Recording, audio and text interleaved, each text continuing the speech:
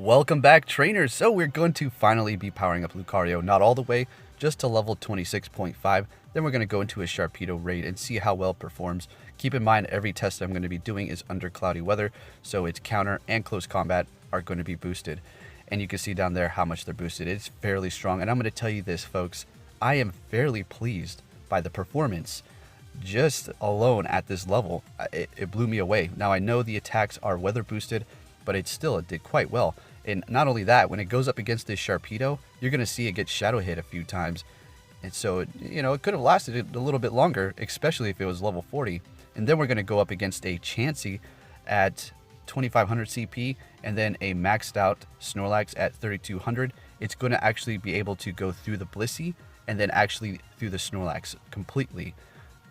I was blown away. And once again, yes, the fighting type moves were boosted, but nonetheless, I can say it's safe to power one of these up and invest in it. It is extremely fun to use, and not only that, it's part steel, so it's going to be resisting or neutral damage to Psychic and as well as Fairy. Seeing that it is a fighting type, it's going to be quite nice for it. Anyways, we also have some other news regarding Shedinja, so as we go into the Sharpedo raid, we're going to discuss that. That is going to be next month's breakthrough, so let's go ahead and check it out. Okay, so here we are. Now, Shedinja is not particularly going to be good in Pokemon Go because it's supposed to have 1 HP in the main series. I don't think you can have 1 HP in Pokemon Go. It's probably going to be like 2.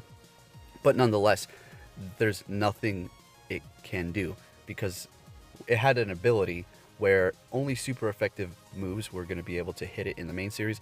And it has nothing in this game. So 1 HP is going to do nothing. You're going to get hit with a quick move and it's going to be over. Although maybe they're going to do something special with it. We'll just have to see. Otherwise, this is literally the definition of a Dex entry right here. Peculiar Bug and Ghost type Pokemon leads the field research in November. Shedinja. Then they go on to say, don't forget to collect your Suicune if you haven't done so yet. Which in fact, I'm going to save my last stamp for the 1st of November so I can get my Shedinja right away. We're going to go over the stats here in just a moment. Features. Take on field research task featuring Bug type Pokemon. If you're lucky, you may even encounter a shiny Caterpie. Shiny Caterpie is gold, in fact, and that is hilarious. So you're going to see a shiny Butterfree. So there you go. Shiny Butterfree is not bad. It looks pretty colorful and opposite. It's actually a shiny variant, unlike Gengar. And it's not Niantic, so don't like get upset of them for the shiny variants. They literally just rendering it from the old games or from the main series. They've been like that for years. All right, let's go ahead and jump into Shedinja's stats and see what we have going on.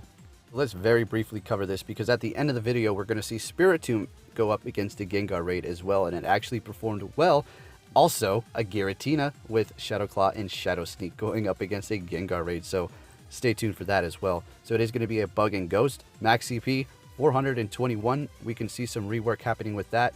Attack, 153. Defense, 80. And Stamina, 2. There you go, Stamina 2. All right, let's see what it's weak against. Dark, Fire, Flying, Ghost, and Rock type. Resisting, Fighting, Normal, Bug, Grass, Ground, and Poison. So this thing is just like, I don't know. I don't know what they're going to do with it. Let's go ahead and take a look at its movesets. Struggle Bug and Bite. Then you have Aerial Ace, Dig, and Shadow Sneak. So Shadow Sneak is going to be the one you're going to get stabbed from, as well as Struggle Bug. There you go, trainers. If you're going to drop it in a gym, I recommend Struggle Bug and Shadow Sneak for the whole 1 second that it's going to last. Although, like I said earlier, they might do something special for it so it can actually last a few seconds in that battle instead of 1 second. Alright, there you have Shedinja. Should be fun to see it coming into Pokemon Go next month for November's research. Lucario stats. It's going to be evolving from Riolu, coming out of a 10k egg. Very, very low chances of hatching that, so good luck out there. I've only hatched one, and this is the one I'm powering up. It is going to be a Fighting and Steel type. Max CP, which is actually the rework. All Gen 4, if you don't know by now, have received the rework for them already. So Max CP, 2,703, Attack, 236, Defense, 144, and Stamina, 172. So it has pretty good attack, and defense and stamina are, they're okay. It is a Steel type, so that is forgivable there. Now, let's go ahead and look. It's going to be Counter Close Combat, best moveset there. And wow, it did perform quite well. It's going to be weak to Fighting, Fire, and Ground type. Resisting, here we go with the Steel. Bug, Poison, Rock, Dark, Dragon, Grass, Ice, Normal, and Steel. So, as you can see, it's not weak to Psychic. It's not weak to Fairy. So when you go up against these Blissies, as you're going to see here now, it's going to perform quite well. The Snorlax, it's able to do work on them as well. Wowie wow.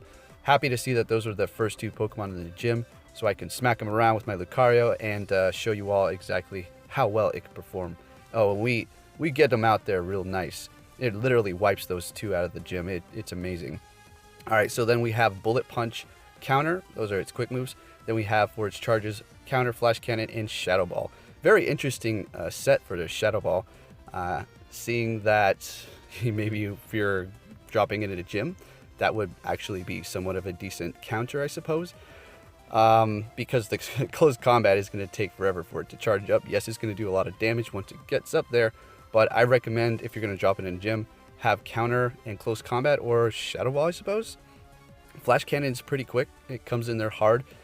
Kind of tough for some trainers to dodge, so maybe that as well. But personally for me, I'm going to go with counter and close combat. I want to use it as a fighting type. I don't need any steel types at the moment because there is no fairy raids, right? As far as Shadow Ball goes, that's very interesting that it has that move. So the best movesets are going to be right here. Counter Close Combat, Counter Flash Cannon, Bullet Punch Close Combat, Bullet Punch Flash Cannon, Counter Shadow Ball, and Bullet Punch Shadow Ball. And the only reason why I'm recommending Shadow Ball as a gym defender is because it's a 2 charge bar move and it'll get off fairly quick. So it is going to be weak to fighting, fire, and ground type. So that Shadow Ball is not going to be doing anything to those types, say they're going up against you with them. It's just going to do neutral damage, which is actually a good thing, so just keep that in mind. There you have it, Lucario. Now let's do a little comparison to other Pokemon here. First up, we have Machamp, maxing out at 2,889, although when the rework happens, they're going to be hitting 3,000. The attack is going to stay the same at 234 compared to Lucario at 236. Lucario is up by 2 points. That's not going to make a difference, unfortunately, because Lucario does have close combat and not the more superior charge bar move, Dynamic Punch. But that's okay because Lucario is part steel, which is going to help it not take super effective damage from Psychic or Fairy type moves, which Machamp is so weak against. So it has that going for it. Its stamina is a little bit behind Machamp's. Its defense is a little bit as well behind, but it's okay. I still like you, Lucario. Up next is going to be Breloom with an attack of 241, and then we see Lucario over there, and everything else is not going to be outranking it. Looks like the defense on the Breloom is a little bit better, but the stamina on Lucario, more HP and higher CP as well. Breloom is definitely going to be doing more damage, but it's going to fall a lot quicker as well. But, you know, I powered one up. I enjoy Breloom. Not going to power up probably 3 or 4 more. Up next is Blaziken. Best moveset for fighting type is going to be Counter and Focus Blast. So it's going to be a little bit different from Lucario with Close Combat, another 1 charge bar fighting type move. So who's going to be doing better? Well, that's going to be Blaziken. Yeah, and it is fire type, so it's not taking super effective damage from Dazzling Gleam or any fairy type moves. So it's pretty good. Let's see, Lucario's attack is at 236, and then that is, looks like 4 points above it. So there you go. Blaziken is going to be receiving a Community Day move as well. Not too sure what that's going to be. I could probably go take a look if I went over Bulbapedia, but if I had to compare these two, I still would probably go with Lucario because it has less weaknesses than Blaziken. Up next, we're going to have Heracross, Bug and Fighting type, max CP 2,938, attack 234, defense 189, and stamina 160. So its attack is just going to be 2 points under Lucario. It also has close combat and counter as well. So I'm going to say, you know, it has a little bit more defense and the stamina is down. Lucario is going to be performing better than Heracross here in this situation. But hey, you can also use that for a bug type. Next, we have Infernape, maxing out at 2,683, attack 222, defense 151, and stamina 183. So as you can see, Lucario is much more superior, especially because it has close combat as well. Nothing benefiting there.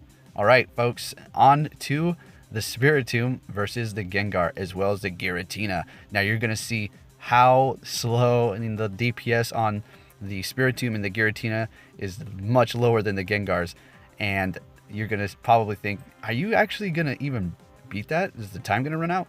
Well, the Gengars are going to come in and take complete control over the situation. So let's go ahead and enjoy this, and thank you for watching, trainers, and I'll be catching you all next time. Take care.